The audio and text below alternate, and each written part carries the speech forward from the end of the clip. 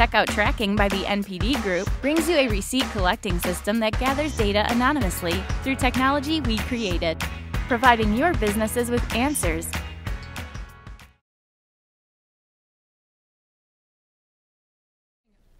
Thank you, Melissa. Just want to say really quick, apologizing for Steve Sear, he couldn't be here. He had some things come up. But we do have Christina Dunbar here, who was mentored by Steve.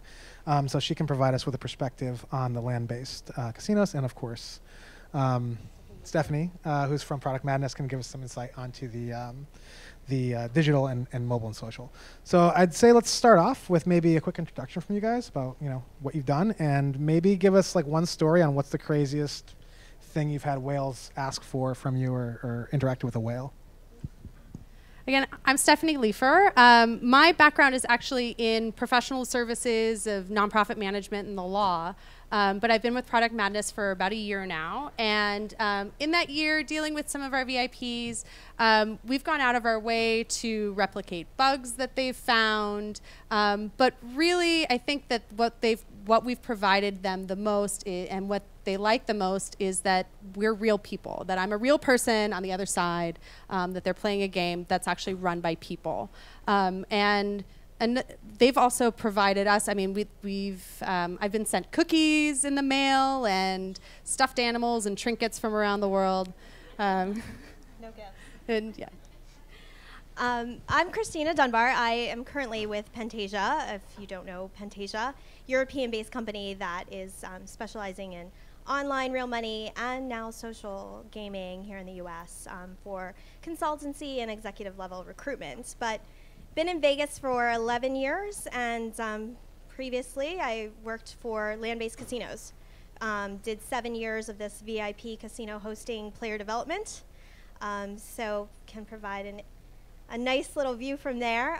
So we voted on the story that they wanted to hear. We picked the funniest.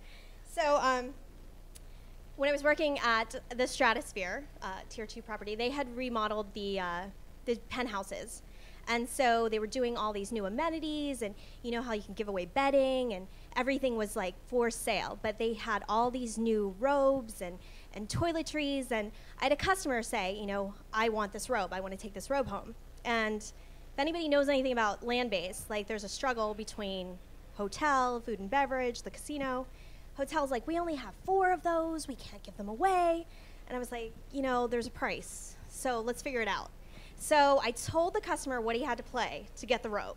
And he asked me hourly, am I there yet? Am I there?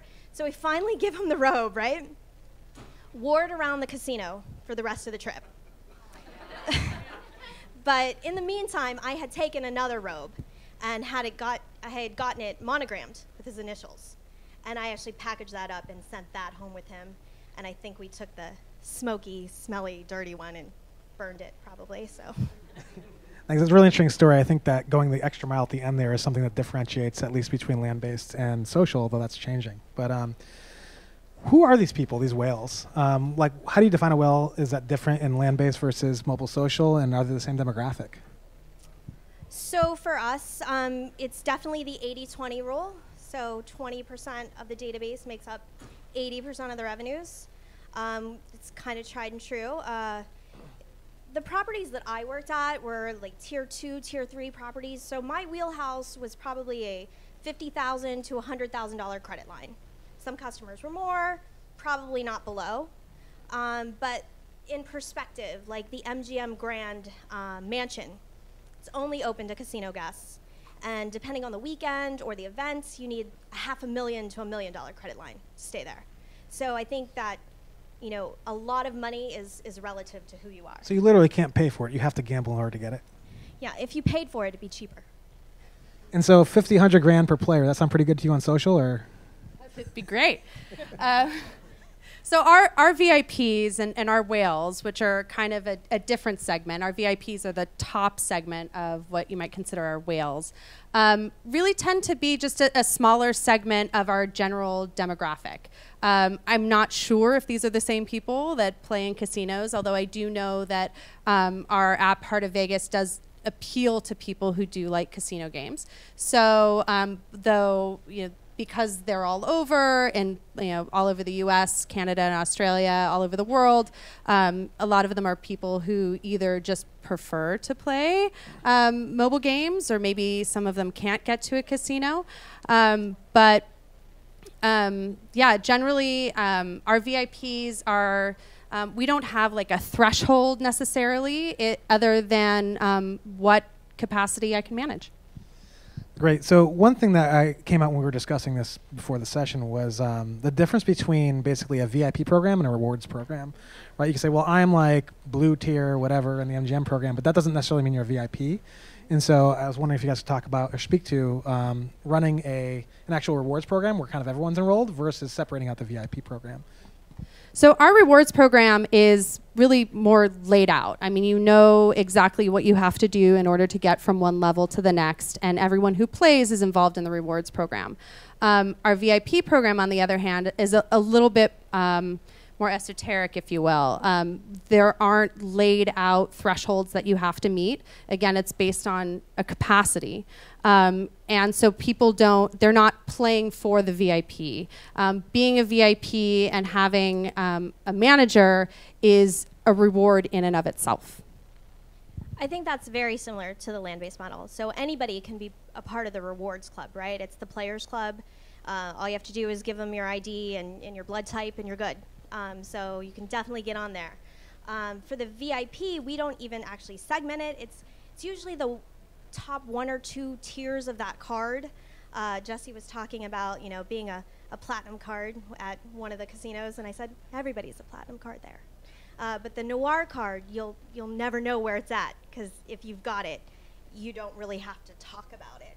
So those are the VIPs that we take care of, that top 1 or 2 tiers, and again, it's really kind of gifting them that with that service, they can't come and say, knock knock, when do I get my VIP host? It's more about us approaching you because you've attained the level.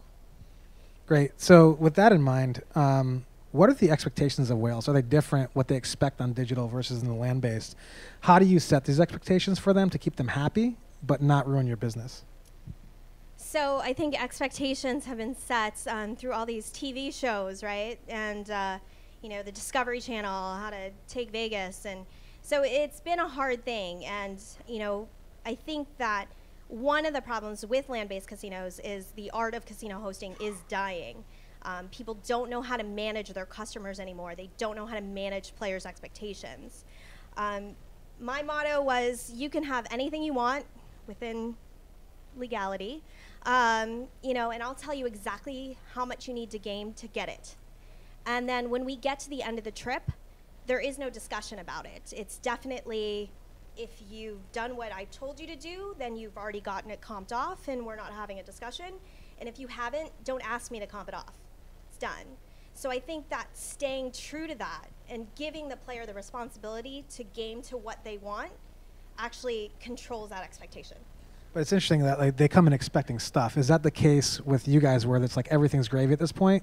Whereas I know back in the day in the casinos before this became super popular, right? People didn't have as many expectations. And so how do you deal with that? Or yeah, I actually have the benefit of that. I mean, because the game that my players are playing in and of itself is much more like Candy Crush than it is like poker. So, my players aren't expecting that we even have a VIP program. We have it, so our app is Heart of Vegas, to give it, that casino kind of air. But they don't know that we have it until they're in it. So I have a much easier time of managing expectations. I can start slow. I can learn the player. I can learn what it is that makes them happy. I don't start at the top. I start at the bottom and work my way up. Cool. Do whales burn out? And is that like something you see both in land-based and in social? I mean, it's obviously in the best interest for both industries to maintain this relationship and keep these players playing as long as possible. So how do you watch for burnout? Is it something that's a real problem? And how do you address it?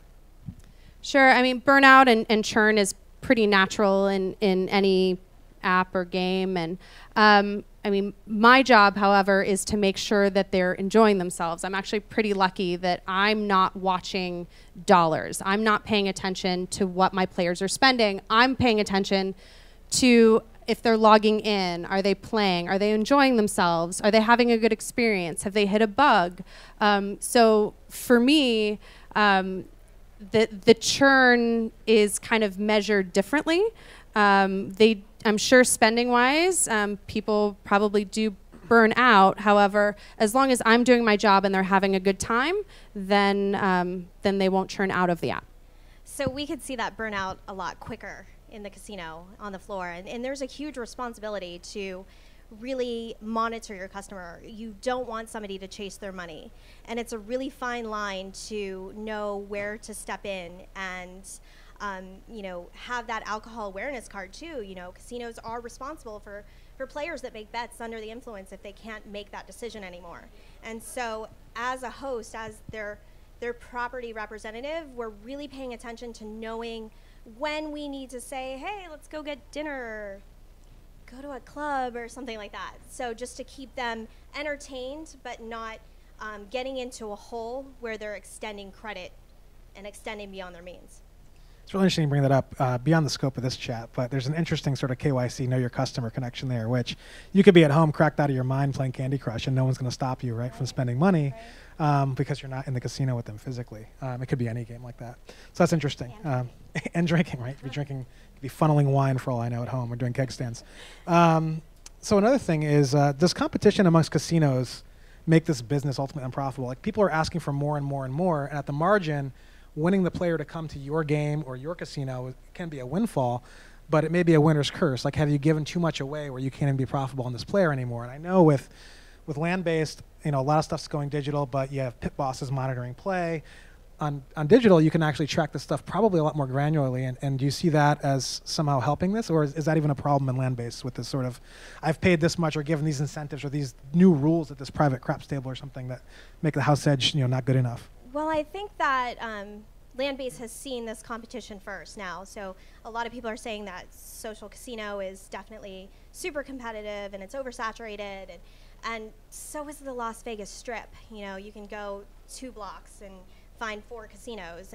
And how did we combat that? And for us, it really comes down to the relationship and building a relationship and having those touch points that make a meaningful experience. I felt like working for tier 2, 3 properties was more of a challenge than working for, not to say names, but Bellagio and Wynn, who they open their doors and they get customers. Their brand name speaks for itself. For me to get someone to walk through my doors has to be because they feel that loyalty to me and the service, and they enjoy the time that they spend there, and their money's good anywhere. And so if I could give them that extra level of service, that has really kind of edged out competition. And those high gloss mailers that you guys are getting in the mail, like everybody throws them away. It's not a way to move the needle at all. Yeah. And for me, it's not the same type of competition. However, again, when a VIP comes to me, once I see their name and I reach out to them, they've already been involved. They've already started playing my game, and they clearly enjoy it by the time they come to me. I'm sure the same is for you. And so that affinity, that loyalty, that relationship that I'm building with them is something that they associate really less so with me and more so with my game. And a lot of that, I'm sure, is the difference of having face-to-face time versus, they see my email address or, which it very clearly states where I'm from. So they're really building that loyalty and that love for my game and feeling that my efforts to reach out to them are really a result of how the app feels about them as players and how they're valued. So I have a land-based colleague here that probably can attest to this. If casinos hosts did half their job the way they should, that loyalty would be to the host. And that's obviously not the end goal of the property, but that is how the relationships are made, and that's how casino hosts keep themselves employed, moving from property to property, is that book of business that is the 500, and they did a study that 500 people is the most that you can keep a personal relationship with, that you constantly, if you have number 500 and you get somebody that falls at, 350, 500 falls off. And that's how you keep that book of business really solid to move from property to property. It's interesting to hear you guys talk about this, because while you're talking, I was thinking to myself, you know, it's interesting. You said your players, your games.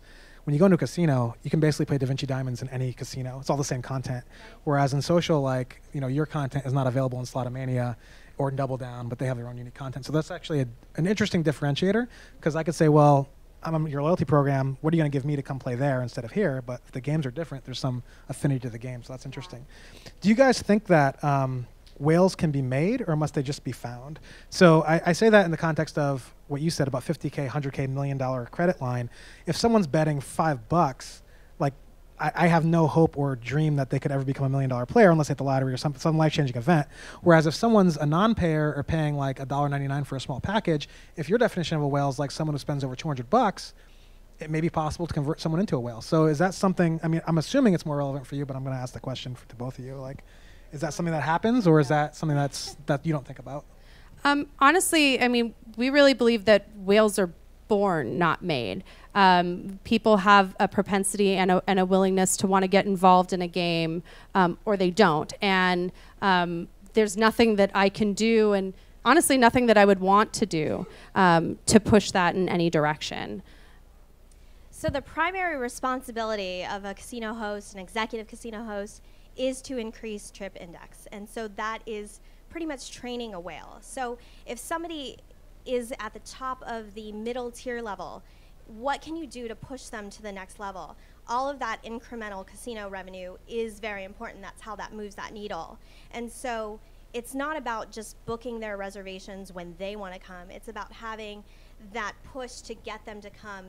They're coming 2 times a year. Can it be 3? If they're in the drive market, you know, can you get them to come out on a slow weekend or a slow month when your casino revenues are down? That is the primary job of a casino host, and that's just not happening right now. It's almost as if your job is to get them in, and my job is to keep them in. Yeah, right. Yeah.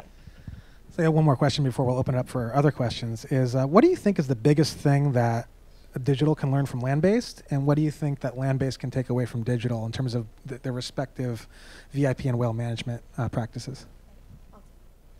This is a no-brainer. Data. The data that social and mobile has is unreal, and the data that land-based casinos use it's not even relevant.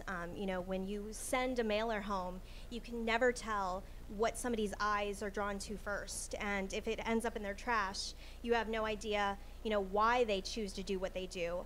Jesse was just saying that, you know, he doesn't understand why he gets, you know, invites to concerts that he would never go to, and it's because you responded to a weekend that was good for you, but we also had a slot tournament. And so now automatically you love slot tournaments, even though you're a craps player. That's the data that they use to drive those trips, and it just doesn't make sense. And so if we could attack half of the data that you guys get in social mobile, we would make so much better offers to our customers. And I think for us, we can really learn and use more of that personal touch. You know, Christina is telling me stories about being invited to weddings of her, you know, players' children. And, you know, while I can build a relationship to a certain extent, you know, there is that barrier, that personal barrier. You know, we can talk on email, and we can be friends on Facebook, and we can get to know each other, but there's really a limit for that. And so to be able to have, to be able to really use that personal touch and to really build those relationships more. And I think that your customers expect it because they know, they're very savvy. They know that you're getting this data on them. So if you come to them with anything other than something that's going to appeal to them, they're going to become unresponsive to your game. Cool. Well, I think that's it for now. So happy to open up for questions if we have time. Yeah, we can do questions. Please make sure you get a microphone before you ask your question so we can get it for the video. And we'll start with you. Thanks. Stephanie, I was hoping you could talk a little bit about some of the challenges of keeping a player from churning and maybe some of the specific ways that you go about doing that. And Christina, if you could actually let me know, did you end up going to that player's child's wedding? Do you want to go first? Mine's shorter. Yeah, so I mean, that was part of the other intro. Like, you know, some of the greatest things and most exciting things that have happened to me in this job. I've taken players to Costa Rica, looking at a new casino that was being developed out there. I've had a customer fly me to London. I've been invited to graduations at ASU and weddings out in Minneapolis, all of which I've gone to because it's really been more about the personal relationships of these customers that were just that, customers when they walk through the door that are friends in my phone now. And to answer your question about churn, so I really have little control over them, over my VIPs and my players. And so what I do is I do my best to make sure that there's nothing bad that happens. That if if they do hit a bug or if they have a bad experience for whatever reason, my job is to smooth that over so that there are as few pain points as possible that will take them out of the game. As long as they're enjoying themselves, they'll keep playing. And so that's, I mean, if once they're not in the game and they're not interested anymore, I only have contact information that they've given to me. I don't Require blood samples. Right, I don't require blood samples. I don't have their driver's license, and so if someone doesn't want to respond to me, they don't have to. And so my control over them is very limited in that sense. So I just do the best that I can to make sure that they keep playing and keep having a good time. Is that good? Sure. You referred to your game and the people who love your game. Do you take care of only one game? Are you responsible for one game only? And what kind of game is it? So we actually have a couple of different games, but our main game, our app, Heart of Vegas, is on mobile, and most of our VIPs do come from Heart of Vegas. We also have Jackpot Dreams Casino and Hollywood Spins, and we have some new things coming out soon. But because it's our largest and most established game, most of our VIPs do come from Heart of Vegas. I guess the analogy is I would think of an app like a casino. Like you've got an app that's a slots app, and it may have like 20, 30, 100 pieces of content in it that are different machines, like a casino floor. It may have like blackjack and other stuff in it too. So depending on the product.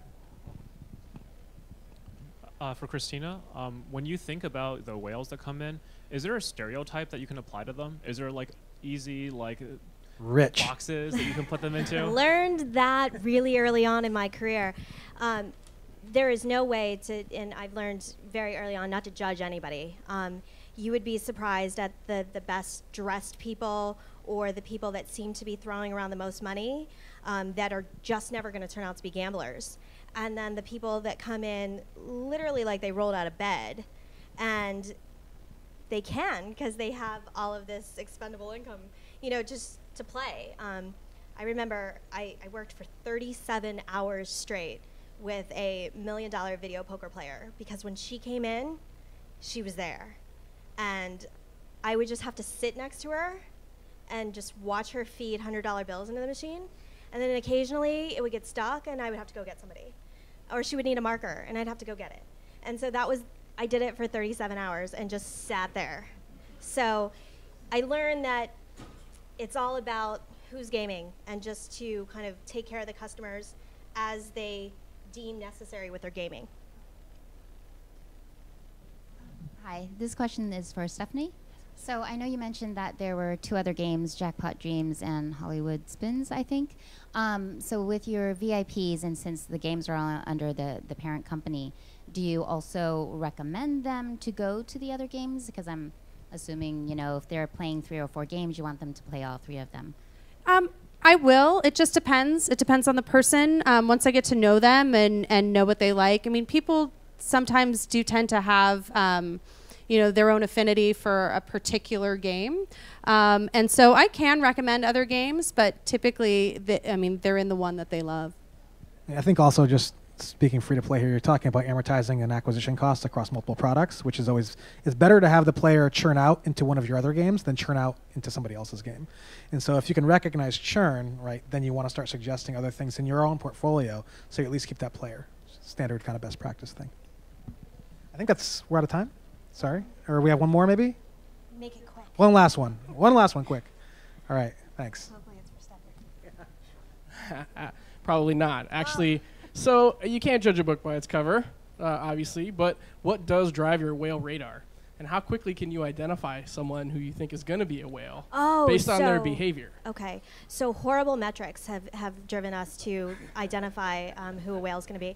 So if somebody comes into the property, there's like this stupid like mathematical formula of if they sat here for 15 minutes and they put this much in the machine, if they were here for 4.5 hours times 3.2 days, they would equal this much, and that would be somebody that we would want to take care of. And so then we send them this amazing offer to come back, right?